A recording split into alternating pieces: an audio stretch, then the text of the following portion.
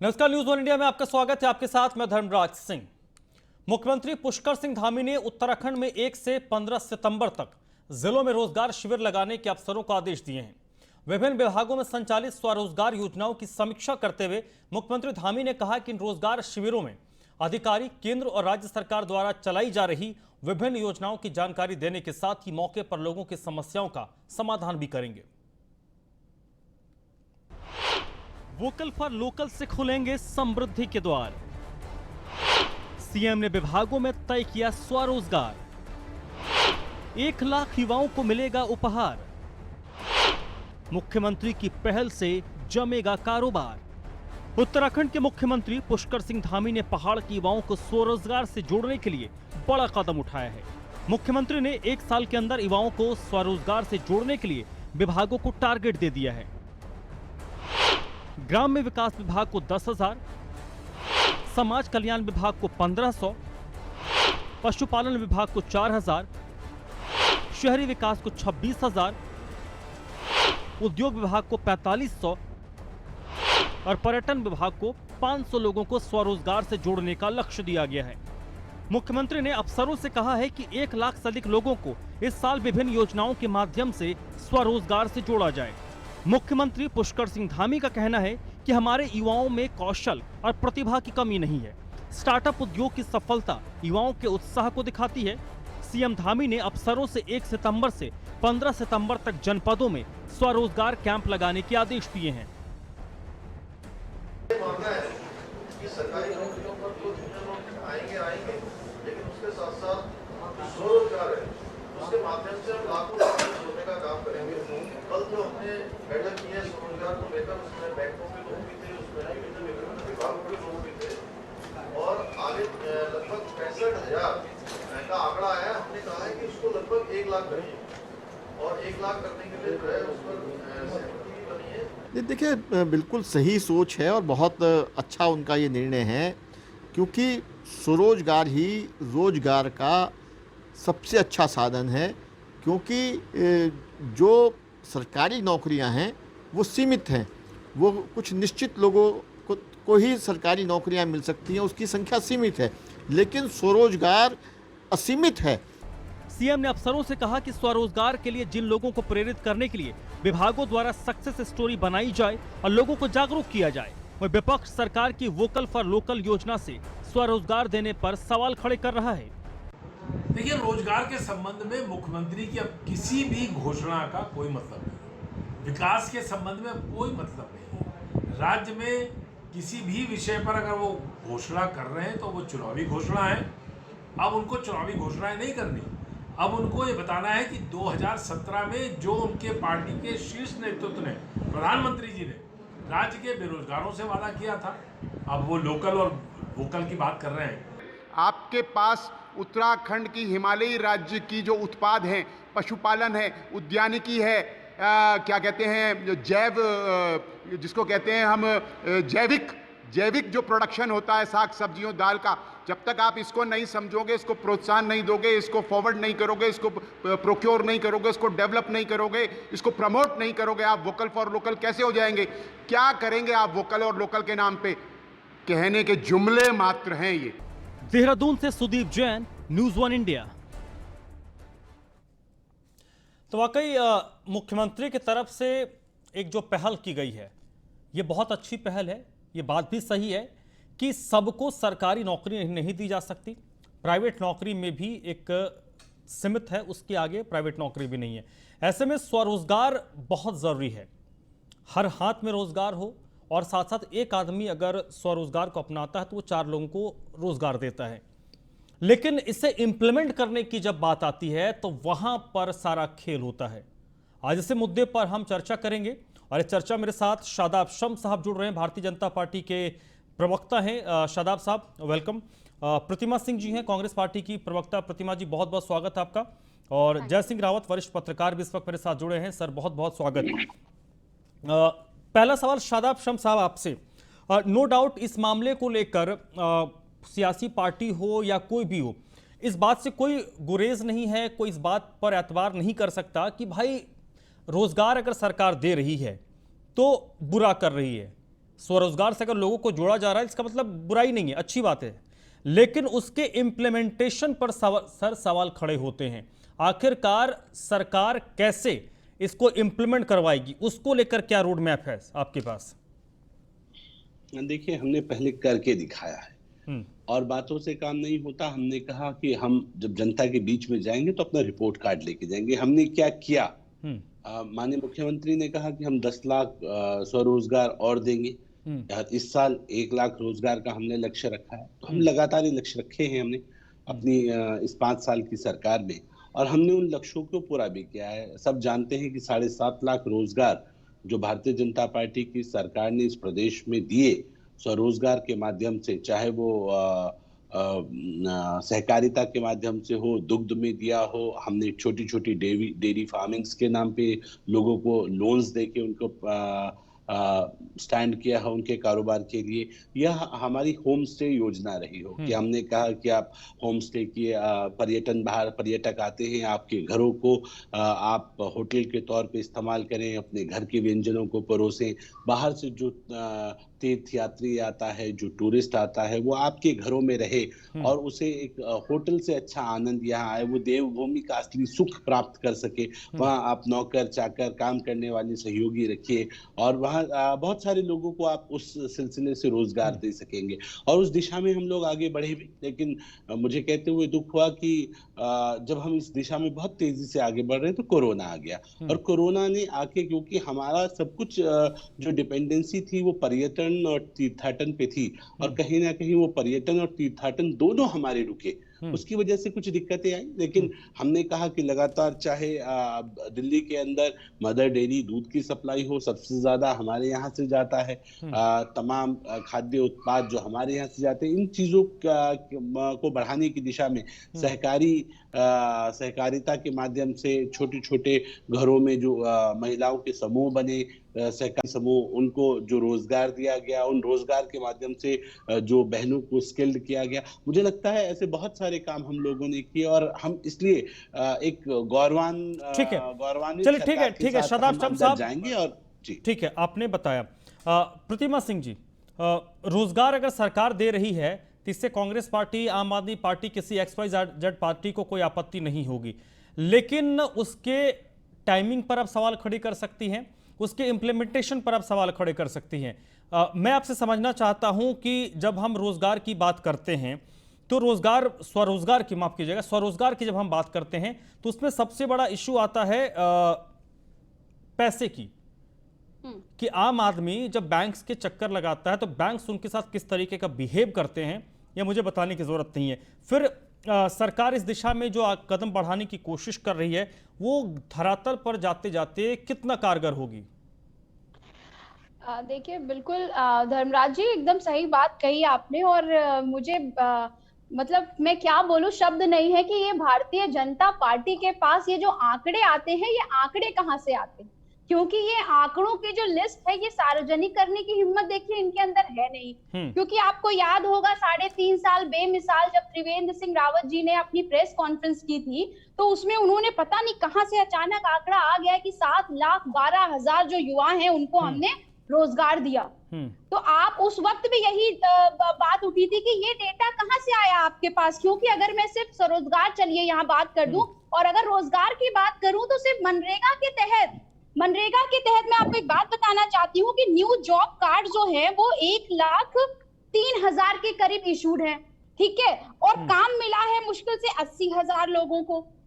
तो अगर ये एक ऐसी जो है एम्प्लॉयमेंट योजना की मैं बात कर रही हूँ जिसका सबसे ज्यादा जो उपयोग है वो कोरोना काल में जो है सरकारों ने किया है, और अब ये 1 लाख स्वरोजगार योजना की हम 10 लाख को देंगे, इस साल का टारगेट हमारा 1 लाख योजना का है, तो ये आप कहाँ से देंगे? आप लोकल और वोकल की बात तो कर रहे हैं, ये वही बात हो गई कि आप हवा में तीर चलाने की बात कर रहे हैं। आपने स्पेसिफाई नहीं किया कि किस क्षेत्र में आपके पास कहाँ स्वरोजगार है। आप बताइए, प्रधानमंत्री कौशल विकास योजना एक आपको याद होगा कि जिसके तहत इन्होंने कहा था कि हम युवाओं को ट्रेनिंग देंगे, टेक्निकल ट्रेनिंग देंगे और उसके बाद वो अपना स्वरोजगार जो है शुरू कर सकते हैं। तो आप मुझे ये बता दीजिए कि उस कौशल विकास योजना के अंतर्गत कितने जो है युवा रजिस्टर हुए हैं, कितने को आपने ट्रेनिंग प्रोवाइड की है, और उन ट्रेनिंग में से जिन्होंने ट्रेनिंग कंप्लीट की है कितनों ने स्वरोजगार आपका जो है स्टार्ट किया है। तो ये सारी बातें चुनाव आने से पहले जो आपको याद आ रही है, ये जनता समझ रही है कि ये जुमलेबाजी के अलावा कुछ नहीं। ये बिल्कुल वैसे ही बात हो गई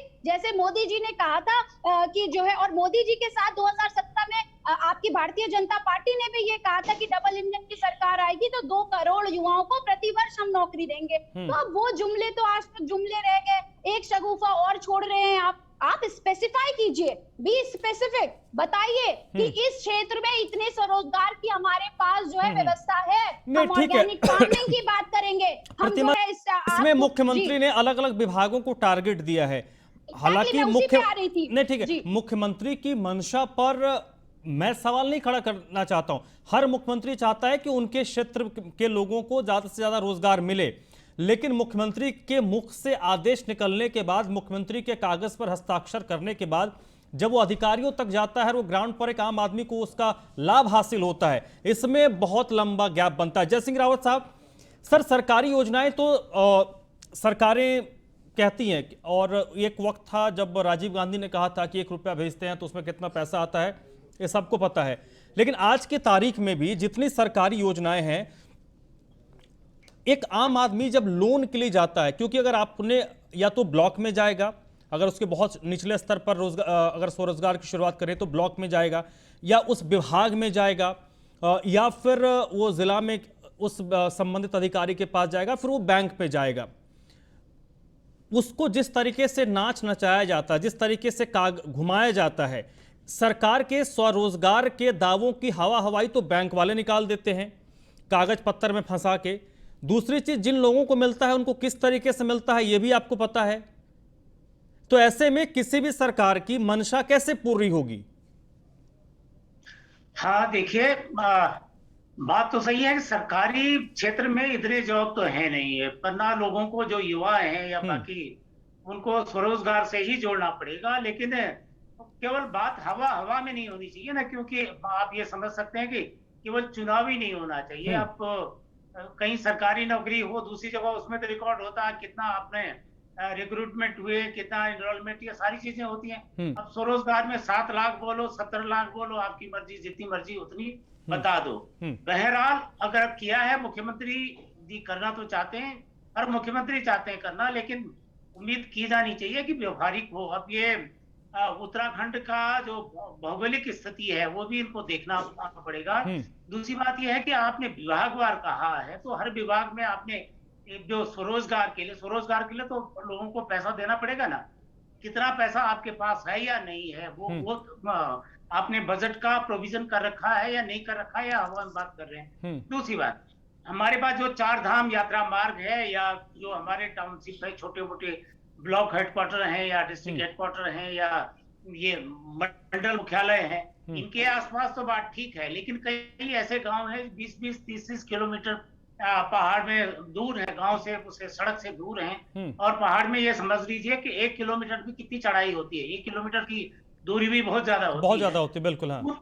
उन जगहों में आपने क्या स्वरोजगार सोचा होगा? हवा में बात मत करो, वहां देखो कि वहां के लिए आप क्या करेंगे, वहां जांच कैसे करेंगे। क्योंकि मैंने भी देखा है, मैंने बगीचा लगाने की कोशिश की थी, तो हॉर्टिकल्चर वालों परेशान, वो आए नहीं, उन्होंने न तो टेक्निकल नो हाउ दिया, न कुछ किया। उनकी वजह से पेड़ लग जाते हो, पहले कहा कि 9 फीट पर गड्ढे बनाओ, फिर कहा कि 9 मीटर पर गड्ढे बनाओ, इस तरह मतलब खुद तो आए नहीं। अब बाद में पता चला इनके पास स्टाफ नहीं है। ठीक है सर, इसी मामले जो एक शादाब शम्स साहब ने कहा नहीं है सर हॉर्टिकल्चर की मैं बात कर रहा हूँ, किसी भी सेक्टर में नीचे जो स्टाफ नहीं है, जो जाके गाँव एक ना सर, इसमें एक बजट नहीं है। जयसिंह रावत साहब, सर एक छोटा सा मैं अपने साथ की एक आप बीती बताता हूँ, पहाड़ी राज्य का ही, जिसका जिक्र शादाब शम्स साहब ने कहा।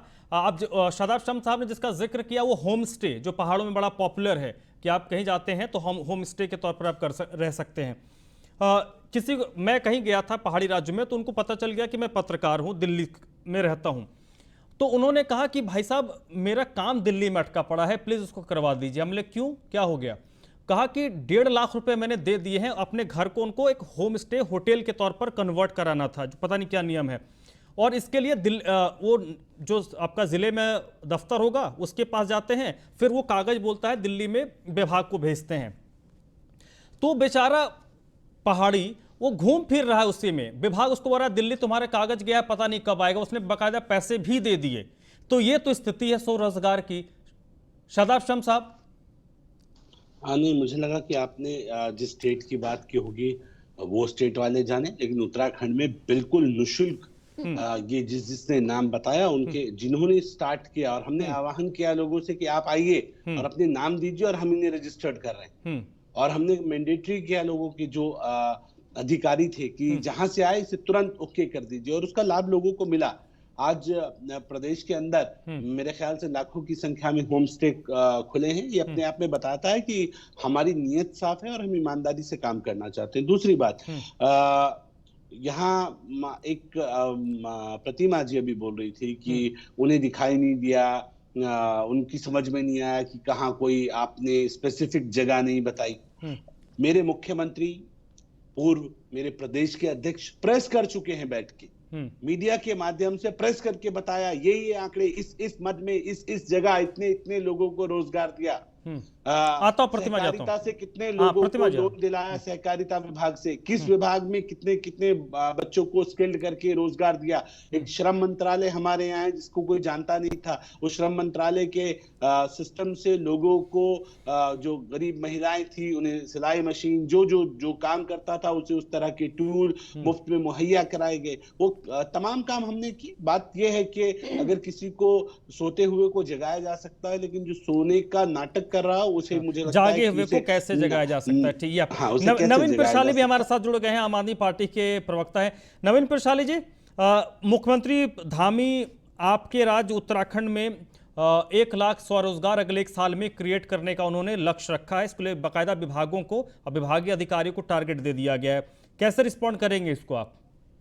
देखिए सर, भारतीय जनता पार्टी ने तो जब 2017 का चुनाव लड़ा था तब भी ये कहा था कि 6 महीने के अंदर हम सभी रोजगार देंगे और नए पद भी सृजित करेंगे। उसके आधार पर भारतीय जनता पार्टी की प्रचंड बहुमत की सरकार आएगी। सरकार प्रचंड बहुमत की आई, लेकिन पिछले 4.5 साल में आप देखते हैं कि इस सरकार ने इस राज्य को बेरोजगारी में सबसे शीर्ष पर ला दिया। ये इनकी उपलब्धि में गिना जाएगा भारतीय जनता पार्टी की। अब ये कहते कि 1 साल में हम 1 लाख स्वरोजगार देंगे। अब 1 साल का समय तो सरकार के पास बचा नहीं, स्वरोजगार क्या देंगे? जो कोरोना काल में जो हमारे प्रवासी भाई बहन वापस आए थे, जिनको आपने स्वरोजगार का जुमला दिया था, उनको ही आप कुछ नहीं कर पाए, उनको वापस फिर करनी पड़ी मजबूरी में।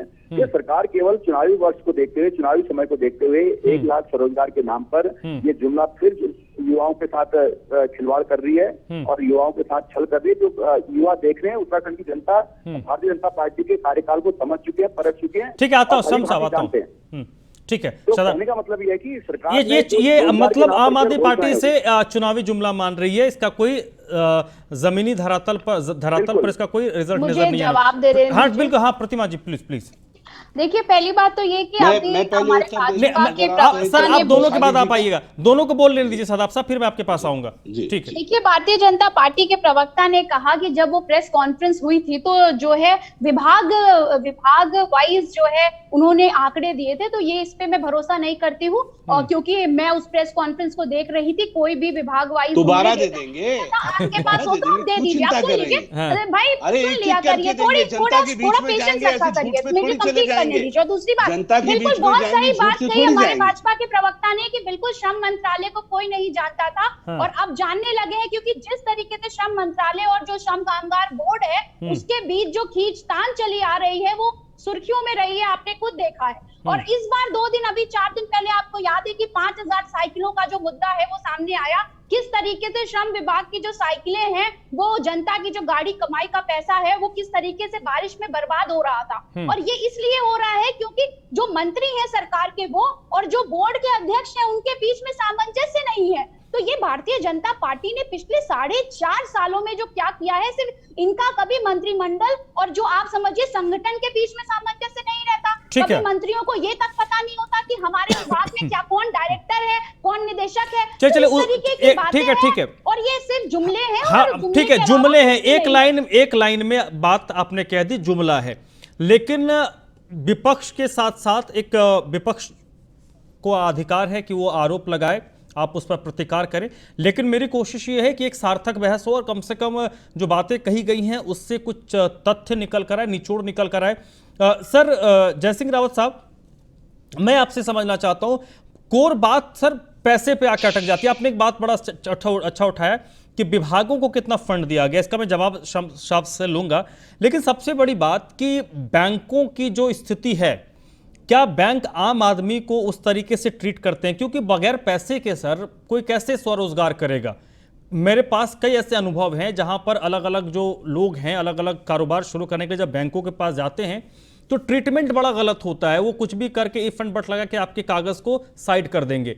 तो मैं इसलिए नहीं कह रहा हूं कि पुष्कर सिंह धामी ने कहा है, ओवरऑल को हर सरकार ये चाहती है, लेकिन वो बैंकों पर नकेल कसने के लिए, बैंकों को बैंकों पर ज्यादा भार डालने के लिए, या फिर बैंकों को ये कहने के लिए कि भाई आपका काम है, लेकिन वो हो नहीं पाता है।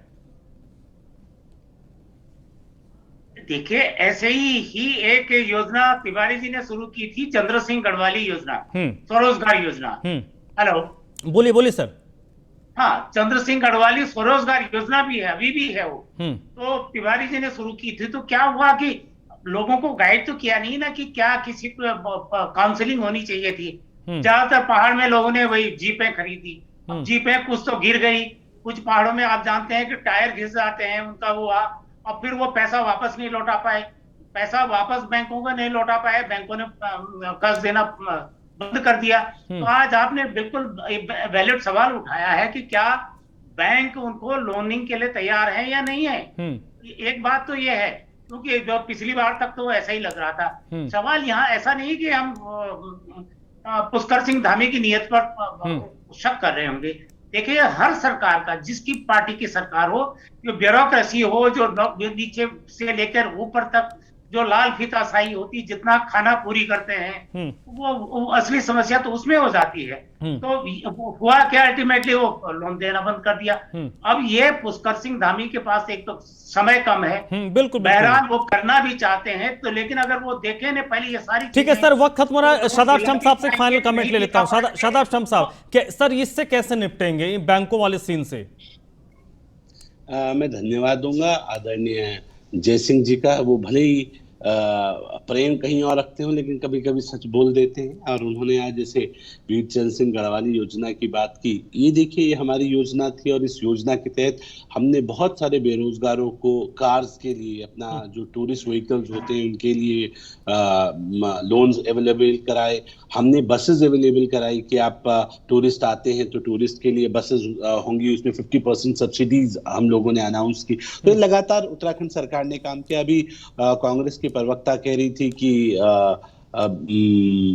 उन्होंने श्रम बोर्ड की साइकिल्स का जिक्र किया। चलो, शुक्र है, हमारी कमियां गिनाई आपने। अब सोचिए, इतनी साइकिल्स पड़ी हैं तो कितना इक्विपमेंट्स आए होंगे और कितना लोगों को भला हुआ सर वक्त खत्म हो गया, लेकिन जाते जाते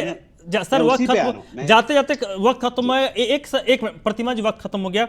बस एक रिक्वेस्ट है सर, क्योंकि आम लोगों के लिए हम बात करते हैं, एक सजेशन आप इसको मान लीजिए कि भारतीय जनता पार्टी या शादाब शम्स साहब, आपकी सरकार एक स्टडी जरूर करे, किसी भी उत्तराखंड के किसी जिले के एक बैंक को उठा ले और बैंक के मैनेजर को बुला के पूछे, जोनल मैनेजर, रीजनल मैनेजर से, कि भाई आपके पास कितने लोन, कृषि क्षेत्र को ही चुन लीजिए, इसके लिए आया था, और आपने कितने लोगों को लोन दिया, और जिन लोगों को लोन दिया उनको किस तरीके से दिया। सर स्थिति इसी में बहुत स्पष्ट हो जाएगी। नियत पर कोई सवाल जल्दी से सर, जल्दी से। मैं आपकी बात से पूर्णतः सहमत हूं। इसीलिए माननीय मुख्यमंत्री जी ने बैंक्स को भी, बल्कि प्राइवेट बैंक्स हैं लेकिन हमने टाइट करने का काम किया और कहा ठीक है, बिल्कुल टाइट कीजिए सर, हमारी, क्योंकि इसकी आवश्यकता है। सॉरी, वक्त खत्म हो गया, बहुत समझ रहे हैं। चलिए पैकेज भी ठीक है। शादाब शम्स साहब, बहुत सर वक्त खत्म हो गया, बहुत बहुत शुक्रिया शादाब शम्स साहब। प्रतिमा जी, सॉरी फॉर टुडे, बहुत बहुत शुक्रिया आपका। जय सिंह रावत साहब, सर आपका भी बहुत बहुत शुक्रिया। नवीन पिरसाली जी, आपका भी बहुत बहुत शुक्रिया। तो देवभूमि के चक्रव्यूह में